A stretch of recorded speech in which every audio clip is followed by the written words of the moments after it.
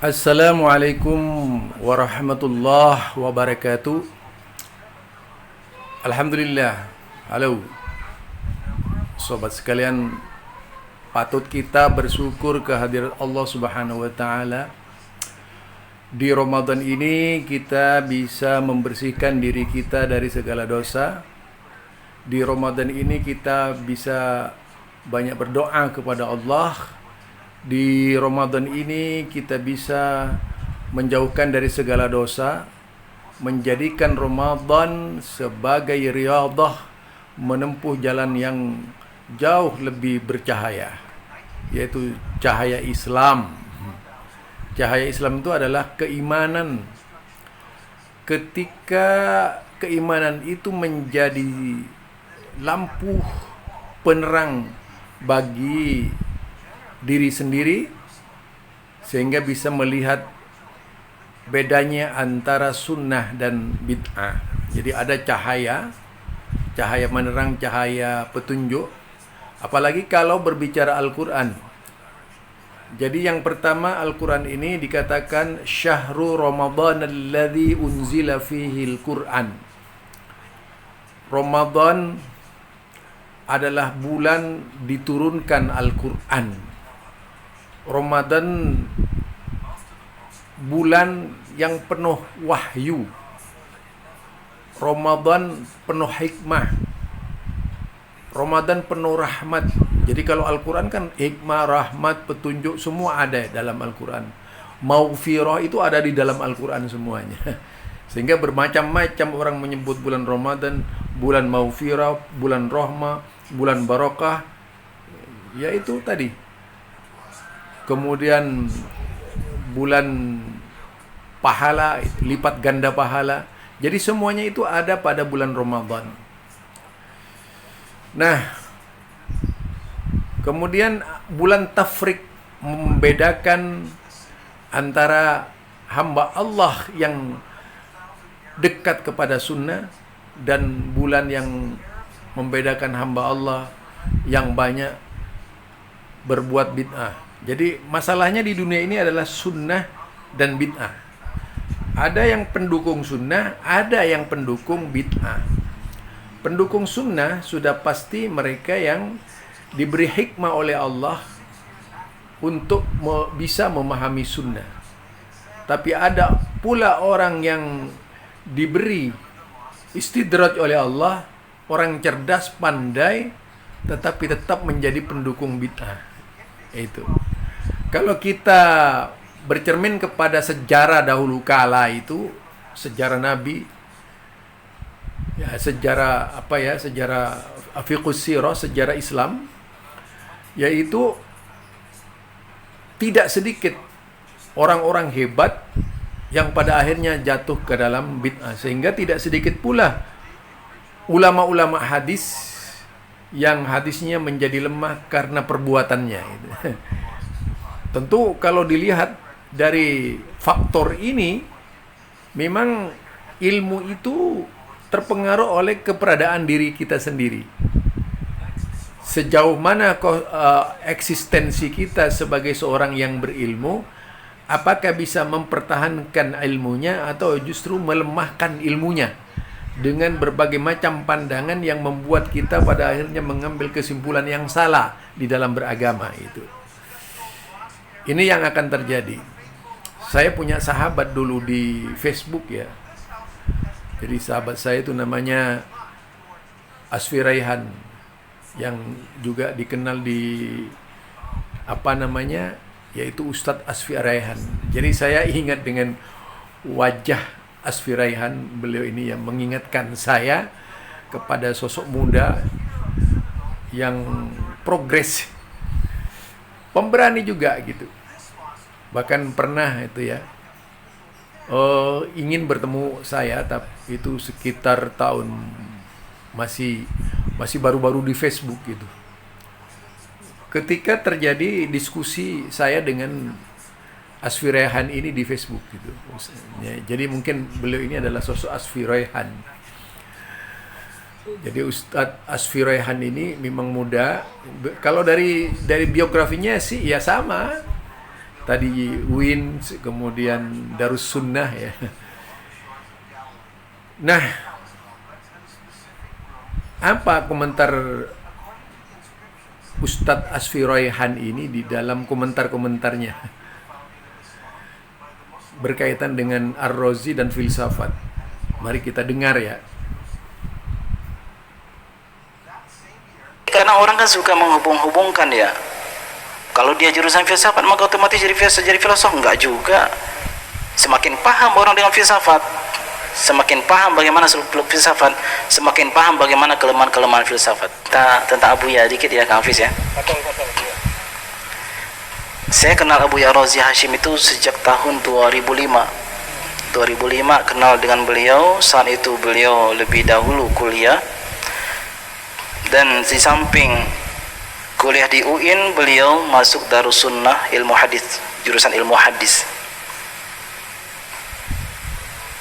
Ketika saya masuk Darus Sunnah, beliau sudah dahulu selesai di Darus Sunnah dan diangkat oleh Allah yarham Syekhuna Ali Mustafa Yaqub untuk menjadi musyrif pembina asrama dan sekaligus mudarris guru di Darus Sunnah.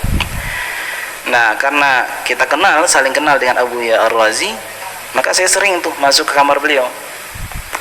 Mungkin teman-teman yang lain juga ada heran, mungkin ini salah satu sahabat saya nih, Al-Ustadz Ali Wafa Al-Maduri. Ini Asfi kok sering banget masuk kamar musyrif gitu. Nah, saya masuk ke kamar beliau itu karena sering terkesima dengan melihat kitab-kitab beliau yang berjajar di rak kamar musyrif itu. Apa kitab yang beliau baca, saya pun ikut baca. Bahkan beliau itu mengkhatamkan kitab Al-Bidayah wa Nihayah karya Imam Ibnu Katsir. Kalau yang tebalnya 9 jilid, 10 jilid, 12 jilid tergantung penerbit. Itu khatam beliau baca. Al-Bidayah wa Nihayah karya Imam Ibnu Katsir Al-Hafiz. Di samping beliau sudah berkhatam beberapa kali kitab Kutubus Sittah, beliau khatam. Kalau boleh disebut beliau itu hafiz ribuan hadis. Kalau saya mau jujur ya, beliau itu hafiz ribuan hadis, Buya Razi Hashim itu. Sampaikan sebuah masalah, hadis langsung keluar. Sampaikan sebuah masalah, tanyakan sebuah masalah, hadis langsung keluar. Karena itu pula yang diwariskan oleh Syekhuna Ali Mustafa Yaqub. Ada orang bertanya, hadis langsung hadir dalam lisan beliau. Meskipun jurusan beliau itu akidah filsafat ya. Nah, ini kan lagi heboh nih, Abu Ya filosof, filsafat dari UIN gitu. Kalau kita mau jujur juga, terpengaruhnya Ibnu Taimiyah dalam filsafat itu lebih dahsyat dari Abu Ya Razi Hashim. Abu Ya Razi Hashim itu masuk jurusan filsafat bukan terpengaruh dari jadi filsafat, enggak ada satupun kalam-kalam beliau, kalam-kalam falsafah dalam kajian itu enggak ada. Ini kan salafi kan suka banget ngomong seperti itu. Beliau belajar filsafat untuk mengerti bagaimana sih seluk-beluk filsafat. Dan setelah itu balik dari kampus, bahkan beliau sering mengkritik bab-bab filsafat itu di depan dosennya, prof filsafat itu belum debat di situ. Setelah dari kampus, beliau mengkaji hadis, bahkan berkhatam Kutubus Sittah. Beliau pun mengajarkan Kutubus Sittah, dan kita pun sebagai santrinya, satu silabus itu kan diperintah untuk menghafal beberapa hadis sanad dan matnan. Itu Ustaz Ali Wafa satu saksinya, salah satu kena hukum dulu, menghafal hadis sanad dan matan. Hafal dengan berkah doa beliau, hafal. Kalau kita ngafal hadis matan aja, innamal a'malu binniyat, ya gampang. Coba sama sanadnya, Imam Bukhari an fulan dari fulan sampai Sayyidina Umar bin Khattab, hafal. Kalau sekarang ditanya lagi lupa.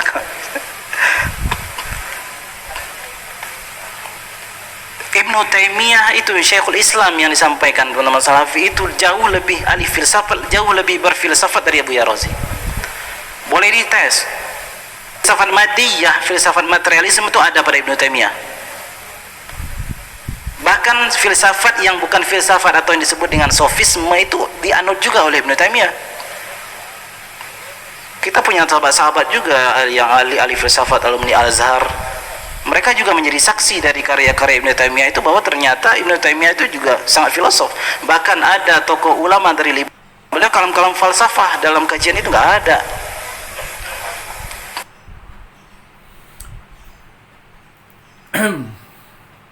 Itu yang dikatakan oleh beliau.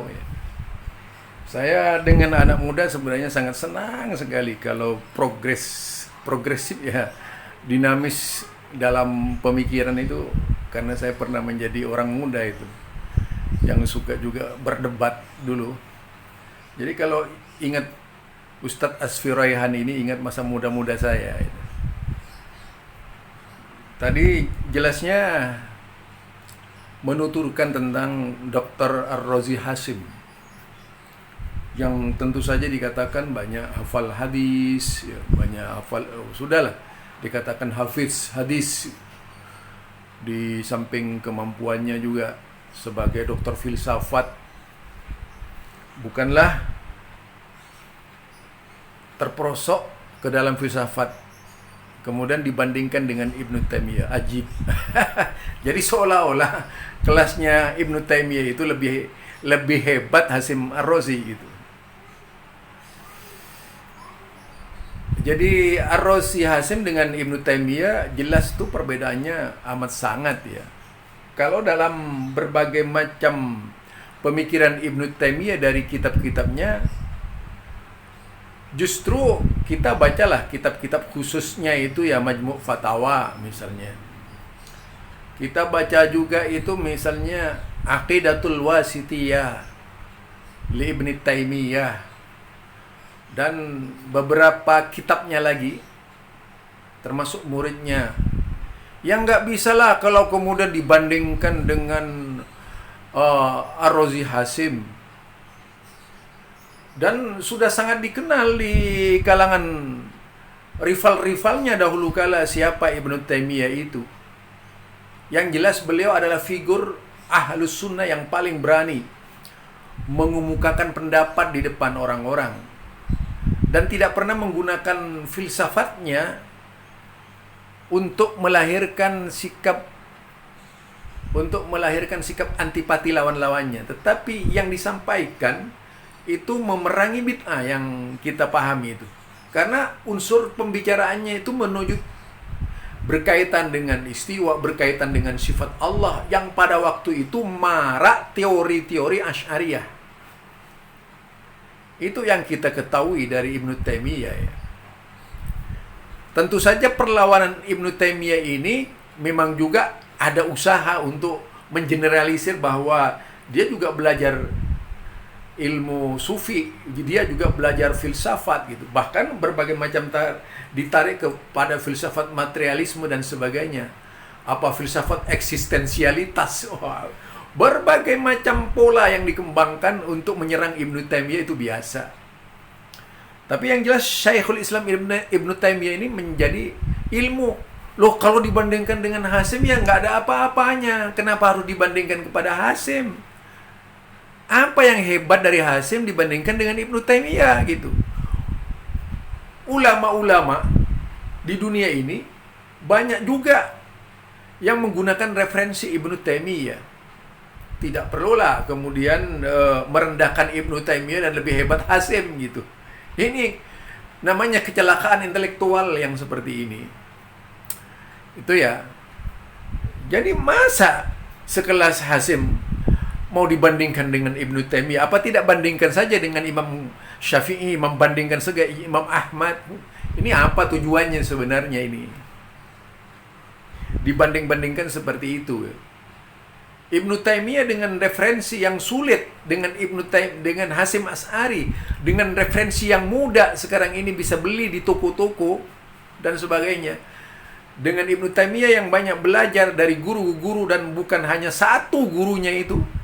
Jadi ratusan guru yang digunakan oleh Ibnu Taimiyah, tiba-tiba ada kritikan bahwa usaha merendahkan Ibnu Taimiyah, bahwa tak sehebat Ibnu Taimiyah. Siapa Hasim itu? Siapa Hasim itu? Mengapa harus diunggulkan seolah-olah Ibnu Taimiyah itu jauh di bawahnya, rendah? Itu kan tujuannya sama hal dengan merendahkan Ibnu Taimiyah. Kalau jelas di Ibnu Taimiyah itu menyerang filsafat, jelas sekali. Dan kalau melihat dari fatwa-fatwanya, itu yang memang diangkat Al-Quran dan As-Sunnah di dalam rangka membela Al-Quran dan As-Sunnah. Itu yang dilihat dari Ibnu Taimiyah. dari berbagai kitabnya ya. Bagaimana kemudian muncul Ar-Razi Hasim dibanding-bandingkan, lihat tafrik bainal Ibnu Taimiyah anir Razi Hasim. Beda jauh. Di sini bisa kita mengukur. Ini maunya kadang-kadang kita itu maunya kemana ini? Nanti juga bandingkanlah. Kita tahu bahwa Ibnu Taimiyah itu menjadi sandaran perguruan tinggi. Banyak di daerah-daerah. Seperti juga kalangan-kalangan Asy'ariyah ini gencar ya, di mana-mana menyerang Ibnu Taimiyah dari berbagai sisi. Kemudian yang diunggul-unggulkan adalah kearifan lokal. Ini jelas bisa dikatakan upaya membungkam, mengubur pemikiran-pemikiran yang dianggap bertentangan, kemudian mengalihkan kepada tokoh-tokoh lokal seolah-olah sebagai penggerak kebangkitan agama. Padahal kita tahu persis siapa Ar-Razi Hasim sampai membicarakan sesuatu yang tidak ada gunanya.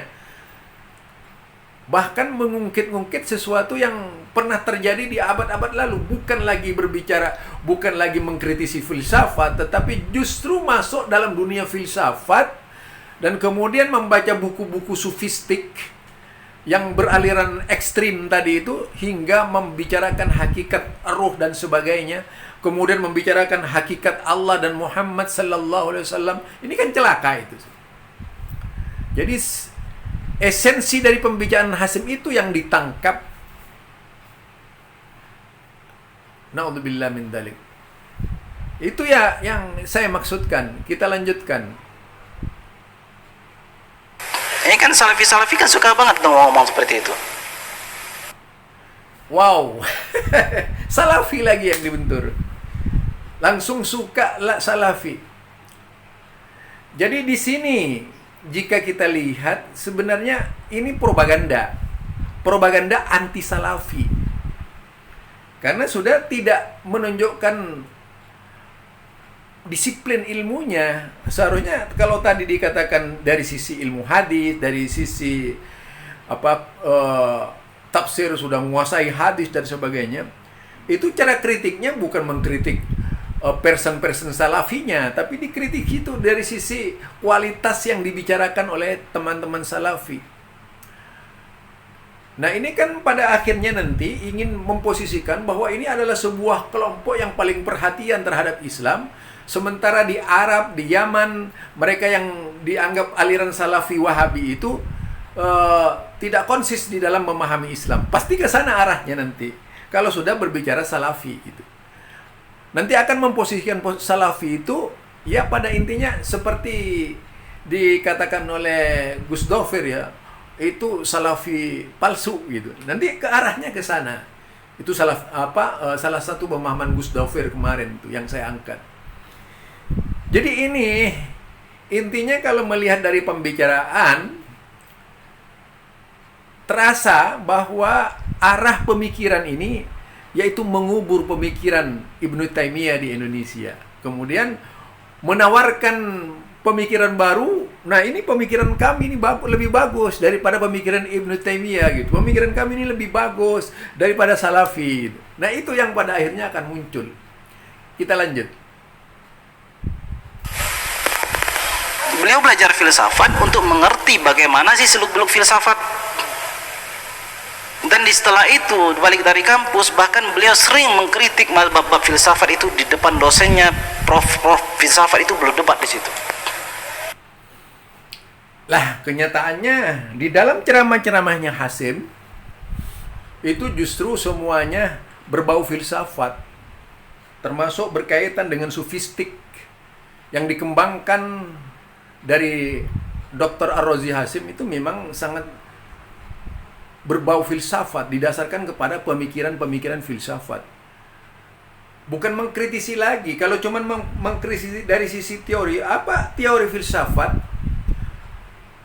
Kalau kita lihat dari teori filsafat itu adalah kebijakan pemikiran yang bisa melahirkan sikap-sikap toleran terhadap berbagai macam nilai yang ada. termasuk nilai-nilai yang dianggap tabu dan bertentangan di dalam agama Islam, itu bisa ditolerir. Itu salah satu metode pengembangan filsafat. Hingga seseorang pada akhirnya akan menerima ajaran-ajaran yang dulunya ditolak, itu bisa diterima. Yang jelas ada berbagai macam pola yang dikembangkan dalam dunia filsafat, karena pada intinya nanti akan berbicara yaitu dari sisi subjektivitas filsafat. Kalau sudah subjektivitas filsafat dipakai sebagai parameter, maka bisa kelompok lain tidak baik dan bisa kelompok lain baik. Itu tergantung dari kemana arah pemikiran filsafat itu dikendalikan. Ini yang akan terjadi ya. Jadi kalau ini dibahas secara mendetail, wow, luar biasa ini. Mungkin itu ya bagi saya sebagai seorang pemantau pemikiran juga. saya ini suka memantau pemikiran yang berkembang. Ya, artinya pemantau pemikiran, entah itu adalah pemikiran yang berkaitan dengan sesuai dengan cara berpikir saya, atau pemikiran yang tidak sesuai dengan cara berpikir saya, pemikiran yang sesuai dengan manhaj saya, yaitu manhaj salaf, pemikiran yang tidak sesuai dengan manhaj salaf, itu semua saya pelajari. Juga kalau dilihat dari gerakan-gerakan pemahaman dan ceramah-ceramah yang dilontarkan Dr. Ar-Razi Hasim, nyata sekali menggiring opini itu ke dalam sebuah pemahaman thorikoh. Nah, thorikoh di samping mengangkat sesuatu yang tidak ada manfaatnya sebenarnya untuk Islam, ketika berbicara ar-ruh dan sebagainya. Karena pembicaraan ar-ruh ini tidaklah pernah keluar dari insan mulia di zaman Rasulullah sallallahu alaihi wasallam seperti para sahabat. Sampai sedetail mungkin membicarakan mengenai roh, sampai ke nama-nama roh dan sebagainya. Ini kan sangat sufisme. Ya. Artinya kemudian mengeneralisir pemahaman tentang akidah, yaitu akidah Al-Hallaj, akidah Ibnul Arabi, akidah Syekh Siti Jenar. Di sini mulai teologi wihdat menjadi salah satu pembicaraan khusus dan memberikan nilai positif kepada pendiri-pendirinya. Ketika para ulama misalnya mengkafirkan diri, mengkafirkan mereka. Nah, karenanya semakin banyak bicara filsafat itu tadi, kalau semakin tahu kelemahannya filsafat, itu ternyata tidak. Justru banyak orang pada akhirnya terkontaminasi oleh filsafat itu sendiri. Ya, ciri-cirinya orang terkontaminasi filsafat adalah diantaranya dia merasa lebih jago dari kelompok lain. Ya, dalam soal pola pikir. Dan kemudian aktualisasi akal menjadi salah satu tolak ukur di dalam memahamkan agama. Kemudian lebih dari itu juga mengangkat sesuatu yang unik-unik di dalam perjalanan dakwahnya untuk melahirkan sikap-sikap dari para yang hadir. Itu yang kita baca dari dari kalangan filsafat ya. Jadi intinya saya bertemu dengan rata-rata kelompok-kelompok filsafat ini, entah itu dari UIN, ya, di Malang, di Surabaya, di Jakarta ini, gitu. Pemikirannya sama, rata, gitu. Dan orang-orang filsafat ini secara umum tidak mengenal syirik nantinya itu. Secara umum ya, tidak mengenal syirik. Karena pembicaranya dari sisi uluhiyah tadi lebih bersifat normatif filsafat, yang pada akhirnya bisa mengakui Tuhan-Tuhan yang ada itu semuanya sama gitu. Ke arah sana itu nantinya. Ya, satu contoh lah tadi. Dan tentu saja rasa antinya juga besar. Karena filsafat ini berjuang bagaimana memfilsafatkan orang dan pemahaman. Jadi bisa dikatakan bahwa kalamiyah atau filsafat itu digunakan sebagai standar dalam pergaulan intelektual. Filsafat ini kalau dipakai seorang ahli politik, dia akan berusaha mengemas politik sedemikian rupa. Filsafat ini kalau digunakan oleh ahli ekonomi, dia akan mengemas ekonominya dengan filsafat. Jadi filsafat ini kalau dekat dengan Al-Quran, sudah pasti akan mengemas Al-Quran dengan filsafat.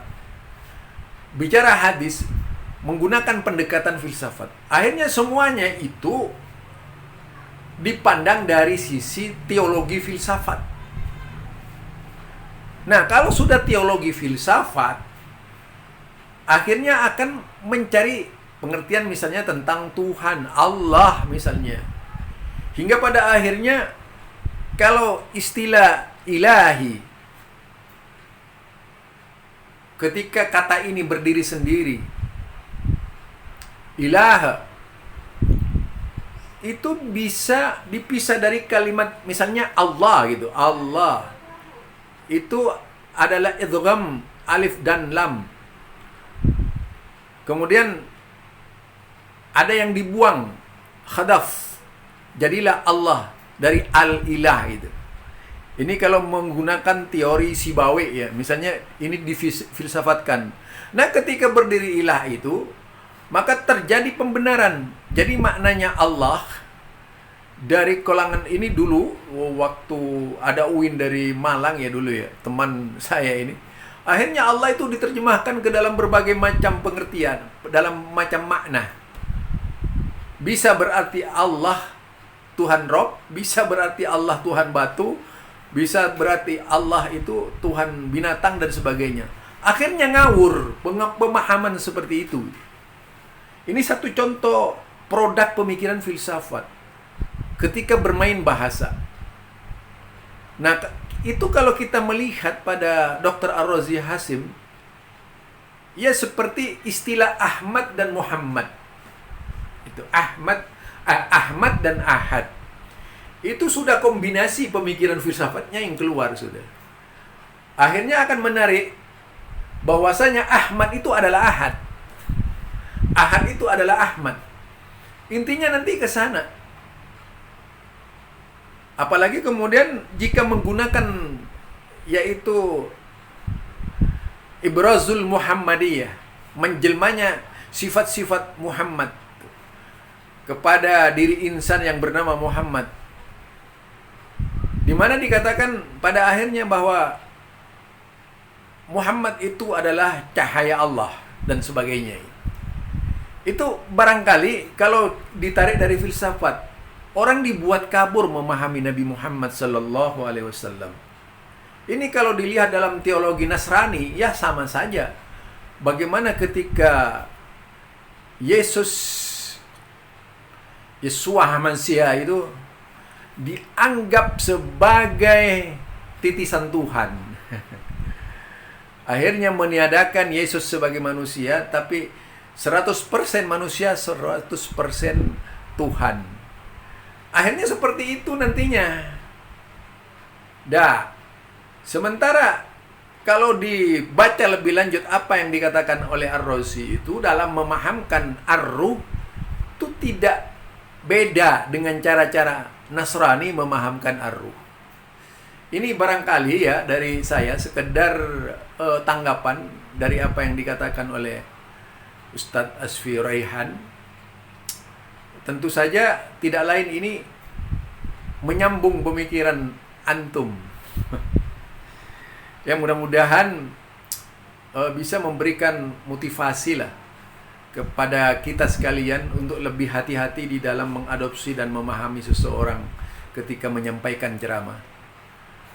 Subhanakallahumma wa bihamdika asyhadu an la ilaha illa anta astaghfiruka wa atubu ilaik. Assalamualaikum warahmatullahi wabarakatuh.